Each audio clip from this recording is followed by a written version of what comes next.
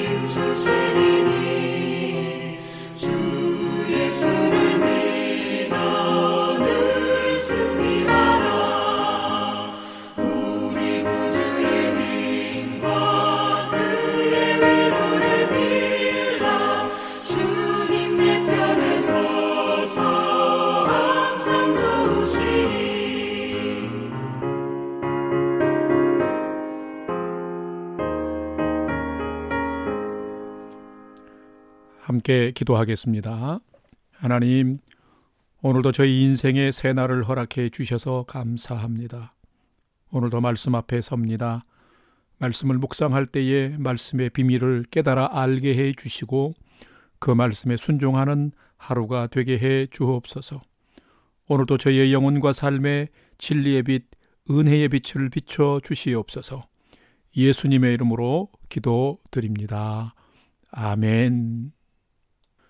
이제 오늘의 말씀 묵상 본문을 봉독하겠습니다. 오늘 본문은 사사기 14장 1절에서 20절까지의 말씀입니다. 오늘 본문이 조금 길지만 말씀을 통독하는 의미에서 1절부터 끝까지 함께 봉독하겠습니다. 1절입니다.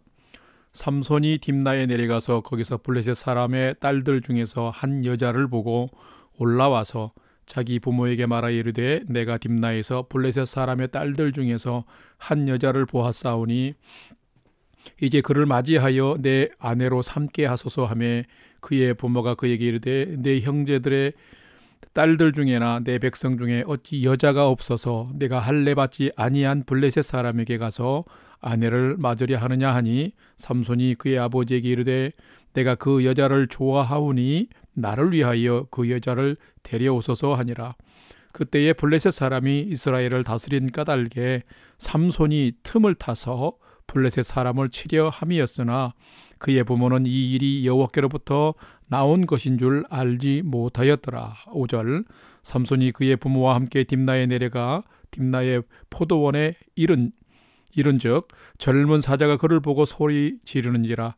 여호와의 영이 삼손에게 강하게 임하니 그가 손에 아무것도 없이 그 사자를 염소 새끼를 찢는 것 같이 찢었으나 그는 자기가 행한 일을 부모에게 알리지 아니하였더라. 그가 내려가서 그 여자와 말하니 그 여자가 삼손의 눈에 들었더라.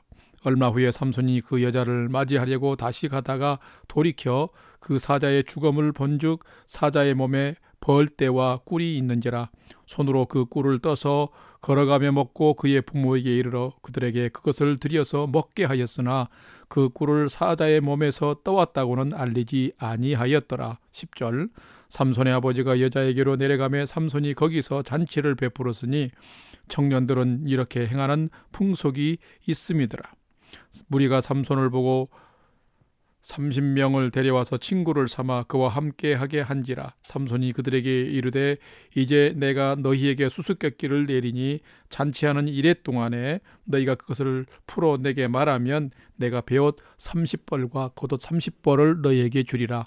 그러나 그것을 능히 내게 말하지 못하면 너희가 내게 베옷 30벌과 겉옷 30벌을 줄지니라 하니 그들이 이르되 네가 수수께끼를 내면 우리가 그것을 드리리라 하며 삼손이 그들에게 이르되 먹는 자에게서 먹는 것이 나오고 강한 자에게서 단 것이 나왔느니라 하니라.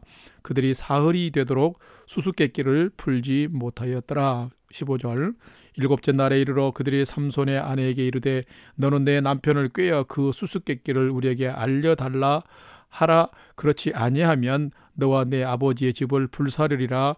너희가 우리의 소유를 빼앗고자 하여 우리를 청한 것이 아니냐. 그렇지 아니하냐 하니 삼손의 아내가 그의 앞에서 울며 이르되 당신이 나를 미워할 뿐이요 사랑하지 아니하는도다. 우리 민족에게 수수께끼를 말하고 그 뜻을 내게 알려주지 아니하는도다 하는지라. 삼손이 그에게 이르되 보라 내가 그것을 나의 부모에게도 알려주지 아니하였거든 어찌 그대에게 알게 하리요 하였으나 7일 동안 그들이 잔치할 때 그의 아내가 그 앞에서 울며 그에게 강요하므로 일곱째 날에는 그가 그의 아내에게 수수께끼를 알려주매 그의 아내가 그것을 자기 백성들에게 알려주었더라. 18절 일곱째 날 해 지기 전에 성읍 사람들이 삼손에게 이르되 무엇이 꿀보다 달겠으며 무엇이 사자보다 강하겠느냐 한지라. 삼손이 그들에게 이르되 너희가 내 암송아지로 밭 깔지 아니하였더라면 내 수수께끼를 능히 풀지 못하였으리라 하니라. 여호와의 영이 삼손에게 갑자기 임하심에 삼손이 아스글론에 내려가서 그곳 사람 30명을 쳐 죽이고 노략하여 수수께끼 푼 자들에게 옷을 주고 심히 노하여 그의 아버지 집으로 올라갔고 삼손의 아내는 삼손의 친구였던 그의 친구에게 준 바 되었더라. 아멘. 이제 오늘의 말씀 묵상을 함께 나누겠습니다. 첫 번째로 오늘 묵상 본문의 핵심 줄거리를 살펴보겠습니다. 오늘의 묵상 본문인 사사기 14장은 사사기에 등장하는 12명의 사사 중에서 마지막 사사인 삼손에 대한 기록입니다. 사사 삼손에 대한 기록은 사사기 13장에서 16장까지 기록이 되어 있는데 유독 사사들 중에서 가장 길게 기록이 되어 있습니다. 우리는 사사 삼손의 등장 배경을 조금은 알아야 됩니다. 사사기 13장 1절에 보면은 이스라엘 자손들이 여호와의 목전에서 또 악을 행하자 하나님께서 이스라엘을 이방 민족인 블레셋에게 내어주어서 40년 동안 압제를 받게 했습니다. 그런데 이스라엘은 이 압제를 받는 때에 어디에도 이 사사기를 보게 되면 하나님 앞에 돌이키거나 회개하며 부르짖는 모습이 나오지 않고 있습니다. 자, 이 말은 그만큼 이스라엘 백성이 죄악이 습관화되고 굳어져서 하나님을 향해서 부르짖는 것조차도 잊어버린 처참하게 무너져 있는 영적의 기갈 상태를 말해주고 있습니다. 그만큼 이스라엘의 죄악상이 심각했다라는 말씀입니다. 자, 이런 때에 하나님께서는 임신하지 못해 아이가 없는 불임 부부, 정말 이것은 하나님이 하지 않으면 할 수 없는 일이죠. 이 불임 부부인 마노아 부부를 통해서 이스라엘을 구원할 사람을 보냈을 것을 말씀하셨는데, 그가 바로 블레셋에서 이스라엘을 구원할 사사 삼손인 것입니다. 사사기 13장에는 이스라엘의 타락과 블레셋의 압제를 기록하고 있고, 그래서 이스라엘을 구원할 삼손의 잉태고지와 또 몇몇 사건들을 기록하고 있으며, 삼손의 출생과 그의 성장에 대해서 13장에서는 기록하고 있습니다. 오늘의 본문인 사사기 14장에서는 이 삼손이 이방 족속인 블레셋의 딥나 여인을 아내로 취하려고 부모에게 요청하는 장면과, 딥나로 내려가다가 삼손이 무시무시한 또 영이 임하여서 무시무시한 힘으로 사자를 찢어 죽인 일과 7일간의 혼인잔치와 수수께끼를 내는 그런 이야기들. 그러나 드디어 결국에는 삼손은 딥나 여인과 혼인에 성공하지 못하고 그 여인은 블레셋 친구에게 넘어가고, 삼손은 분노하며 자기 집으로 돌아가는 모습이 오늘 본문에 기록이 되어 있습니다.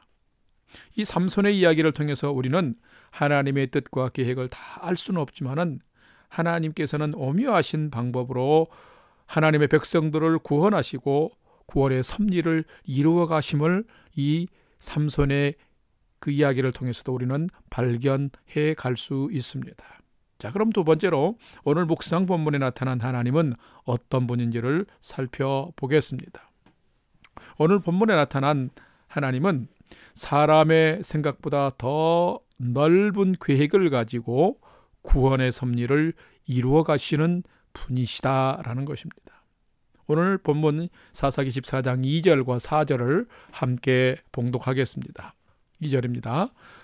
올라와서 자기 부모에게 말하여 이르되 내가 딥나에서 블레셋 사람의 딸들 중에서 한 여자를 보았사오니 이제 그를 맞이하여 내 아내로 삼게 하소서 하매. 4절. 그때에 블레셋 사람이 이스라엘을 다스린 까닭에 삼손이 틈을 타서 블레셋 사람을 치려 함이었으나 그의 부모는 이 일이 여호와께로부터 나온 것인 줄을 알지 못하였더라. 아멘. 자, 하나님의 사람 성도는, 그리스도인은 분명 거룩하고 경건하게 살아야 합니다. 이스라엘을 구원하기 위한 하나님의 계획 안에서 태어난 나실인으로 태어난 삼손은 죽을 때까지 부정한 것을 만지거나 또한 먹어서도 안 되었습니다. 그런데 삼손은 하나님의 사명과 은혜를 입고 태어났으면서도 정욕에 사로잡혀서 이방신을 섬기는 블레셋 사람의 딸을 아내로 맞으려고 부모 앞에서 고집하고 있는 최악의 사사로 변질되어 있는 모습도 우리는 발견할 수 있습니다. 마치 사사 기드온도 권력에게 심각하게 빠져서 타락했던 것처럼 사사 입다도 영웅심에 사로잡혀서 하나님의 사람으로서 가져야 될 경건과 거룩한 삶, 거룩의 지혜를 잃어버렸던 것처럼, 그리고 타락했던 것처럼, 오늘 이 본문에는 이스라엘이 얼마나 하나님을 떠나 악을 행하며 부패하고 타락했는지를 또 나실인으로 태어난 이 삼손의 모습을 통해서도 잘 나타내 주고 있습니다. 그러나 하나님은 인간이 발견할 수 없는 틈과 상황을 통해서 하나님이 주권적으로 선택하신 이스라엘을 구원하시려는 계획을 갖고 계심을 오늘 4절에서는 말씀하고 있습니다. 분명 삼손이 딥나의 이방 여인과 결혼을 요청하는 것은 하나님의 선민으로서 매우 적절하지 못하고 잘못된 일입니다. 왜냐하면 이 하나님을 모르는 이방 여인과 결혼하게 되면 그 이방 여인의 그 영향으로 인해서 오히려 하나님을 떠나고 우상 숭배에 빠지는 그 죄에 빠지게 되기 때문입니다. 그런데 이 삼손의 결혼의 배후에는 하나님의 계획이 있었습니다. 결혼을 하려고 준비하다가 결혼이 잘 이루어지지 않고 또 실패가 되면 그 파토를 놓은 것을 별미 삼아서 이스라엘을 괴롭히는 블레셋을 응징하려고 하는, 처벌하려고 하는 하나님의 계획이 있었다는 것입니다. 그래서 15장의 말씀 계속 이제 읽어보면서 묵상을 하게 되면 삼손은 결혼 실패를 하게 되는데 그 실패를 빌미로 해서 블레셋 사람 1000명을 죽이고 블레셋과의 전쟁에서 승리하는 것을 볼 수 있습니다. 그렇습니다. 하나님은 택하신 백성을 결코 버리지 아니하시며 더 크고 넓은 계획을 가지고 하나님의 주권과 섭리 가운데 일하고 계신 것입니다. 사랑하는 성도 여러분, 그러므로 오늘도 나와 사람의 생각보다 더 넓고 큰 계획을 가지고 하나님께서 갖고 계시는 구원의 계획과 섭리를 이루어 가시는 분이 하나님이심을 우리는 신뢰하면서 그 하나님을 믿고 그 하나님의 약속과 소망 가운데 살아가는 성도 되시기를 축복합니다. 오늘 세 번째로, 그러면 오늘 묵상 본문이 나에게 주시는 교훈과 메시지를 한 가지만 한번 살펴보겠습니다. 오늘 나에게 주시는 교훈과 메시지는 하나님의 사람들은 매 순간순간 하나님의 거룩한 뜻을 분별하며 살아야 한다라는 것입니다. 오늘 본문 사사기 14장 1절과 7절 말씀을 함께 봉독하겠습니다. 1절입니다. 삼손이 딥나에 내려가서 거기서 블레셋 사람의 딸들 중에서 한 여자를 보고, 여기도 보고가 있습니다. 7절에 봅시다. 그가 내려가서 그 여자와 말하니 그 여자가 삼손의 눈에 들었더라. 여러분, 삼손이 한 여자를 봤고 삼손의 눈에 들어온 여자가 있었다라는 말씀이에요. 자, 우리 이런 말이 있습니다. 여자는 소리에 약하고 남자는 보는 것에 약하다. 여자는 달콤한 속삭임과 유혹에 약하고 남자는 눈에 보이는 아름다움에 약하여서 넘어가고 유혹된다라는 말입니다. 삼손이 태어났을 때 이스라엘의 영적 상황은 매우 심각했습니다. 이스라엘 백성들이 하나님을 떠나서 하나님 앞에서 수많은 죄악을 행하는 영적 부패와 타락이 심각했습니다. 그렇기 때문에 하나님은 블레셋 이방 족속에게 이스라엘을 넘겨주어 압제를 받게 하고 있는 지금 상황입니다. 그런데 이런 상황에서 그것도 동족을 압제하면서 괴롭게 하고 고통스럽게 하는 블레셋 사람의 여인을 보고서 그 아름다움에 유혹되어 사랑에 빠진 것입니다. 그래서 부모에게 올라와서는 그 여인과 결혼할 수 있도록 허락해달라고 지금 떼를 쓰고 있는 모습이 본문에 기록이 되어 있습니다. 성도 여러분, 사사기서의 시대적 상황과 정황을 잘 반영하는 그 모습을 나타내는 표현이 사사기 전체에 2군데 기록이 되어 있는데 그것이 뭐냐면 바로 소견에 옳은 대로 행하였더라라는 것입니다. 자기 마음대로, 자기 하고 싶은 생각대로 사람들은 그냥 제멋대로 살아갔음을 표현하고 있습니다. 이스라엘 백성들의 시선이 하나님을 향해서 있어야 했는데 하나님을 떠났습니다. 나실인으로 태어난 삼손도 하나님의 뜻을 따라 살아야 했는데 그렇지 않고 삼손도 자기 소견대로 눈에 보이는 대로 행동하고 살았습니다. 오늘 본문에 보면 취하게 만드는 독주를 만드는 포도나무와 시체를 멀리해야 되는데 눈에 예쁘게 보이는 이방 여인에게 청혼하기 위해서 포도원을 통과하고 꿀에 정신이 팔려서 시체도 그냥 만집니다. 하나님의 영이 임하는 사람이 죄를 분별하지 못하고 거룩한 일상을 지켜내지 못하는 모습을 볼 수 있습니다. 삼손의 이런 모습은 삼손이 때때로 가장 큰 고통과 시련과 아픔을 당하는 원인이 되는 것을 볼 수 있습니다. 사랑하는 성도 여러분, 여러분은 하루하루 어떻게 살아가십니까? 혹여라도 눈에 보이는 아름다움과 먹음직스러운 것 때문에, 아니 귀에 너무도 달콤하게 들리는 매혹적인 소리에 마음이 팔려서 성도의 신분, 그리스도의 정체성을 잃어버리고 살아가지는 않으십니까? 마치 삼손처럼 하나님의 영이 임하고 성령이 임했을 때는 큰 일을 했다가도 육신의 정욕과 안목의 정욕과 이생의 자랑 때문에 또다시 넘어지고 무너지는 삶을 살고 있지는 않습니까? 오늘도 성도된 저와 여러분 모두는 매 순간순간마다 하나님의 뜻이 무엇인지를 분별하면서 진리 안에서 살아가도록 하십시다. 바로 그것이 내가 아름답고 견고하게 세워지는 비결이며 진정으로 승리하는 비결이 되는 것입니다. 오늘도 매 순간순간마다 깨어서 하나님의 뜻을 분별하면서 참된 승리의 삶을 살아가는 성도 되시기를 주님의 이름으로 축원합니다. 다 같이 기도하겠습니다. 하나님, 이 시대엔 많은 것들이 우리의 믿음을 시험하고 있습니다. 아름다운 것들이 많습니다. 재미있는 것들이 많습니다. 우리의 정신을 혼란케 하고 마음을 유혹하여서 하나님을 떠나게 만들고 예배에 집중하지 못하게 만들고 믿음을 혼란스럽게 하고 있습니다. 하나님, 이럴 때일수록 저희가 정신을 차리고 깨어 있어서 하나님을 기쁘시게 하고 하나님을 영화롭게 하는 삶을 잘 살아갈 수 있도록 도와주시옵소서. 눈에 보기 좋은 대로, 듣기에 달콤한 대로 사는 삶이 아니라 하나님의 말씀 철저히 순종하면서 나시린 같은 진정한 그리스도인으로 평생을 주님 앞에 거룩한 자로 살도록 인도해 주시옵소서.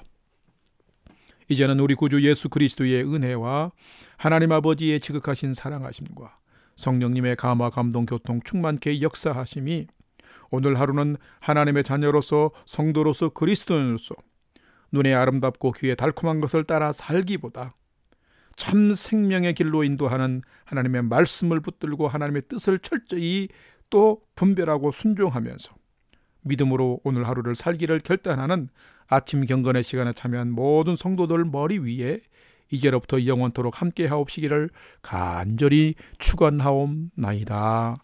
아멘. 이제 찬양이 연주되는 동안 오늘 또 주신 말씀과 기도의 제목들을 가지고 믿음으로 함께 기도하는 시간을 갖겠습니다. 첫 번째는 오늘 주신 말씀처럼 눈과 귀에 좋은 대로 달콤한 대로 사는 것이 아니라 믿음 따라 말씀 따라 순종하며 진리 위에 살게 해 주옵소서. 기도합시다. 두 번째는 우리의 성도들과 가정과 교회 공동체를 평강으로 지켜주시고 또 원근각지에 있는 우리의 부모 형제 또 나의 전도 대상자 선교지와 선교사님들 위해서 우리가 믿음으로 중보기도 하십시다.